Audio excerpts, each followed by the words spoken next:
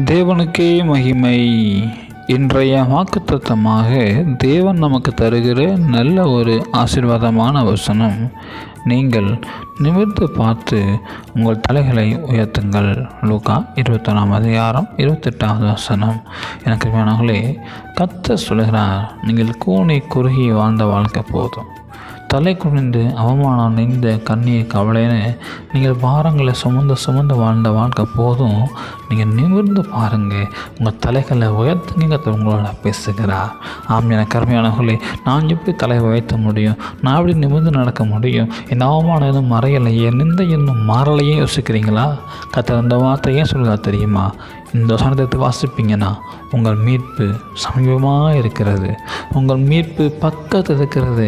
அதனால் தலையை உயர்த்துங்க, நிமிர்ந்து நெல்லுங்க, சந்தோஷமாக வாழுங்க. உங்களோட பேசுகிறார். எனக்கு கருமையானவர்களே, நிந்தை, அவமான, காயங்கள், கண்ணீர்கள் எதை பற்றியும் கவலைப்படாதீங்க. உங்களுடைய மீட்பு சமீபமாக இருக்கிறது. ஒரு புதிய வாழ்க்கை உங்கள் பக்கத்தில் காத்து கொண்டிருக்கிறது. சந்தோஷமாக அந்த புதிய வாழ்க்கைக்குள்ளே கால் எடுத்து வையுங்க. புதிய அனுபவத்துக்குள்ளே கால் எடுத்து வையுங்க. கர்த்தர் நடத்துவார். கர்த்தர் உங்களை நடத்தி உயர்த்துவார். நீங்கள் பார்ப்பீங்க, சந்தோஷப்பட்டு மகிழ்வீங்க. அநேகர் பார்ப்பாங்க. உங்களை சாட்சியாக கர்த்தர் நிறுத்தி உங்களை மகிழ்ப்படுத்துவார். கர்த்தருக்கு மகிமை செலுத்துங்க. கர்த்தர் ஒருவரே உயர்ந்திருப்பார். ஆமேன், ஆமேன், ஆமேன்.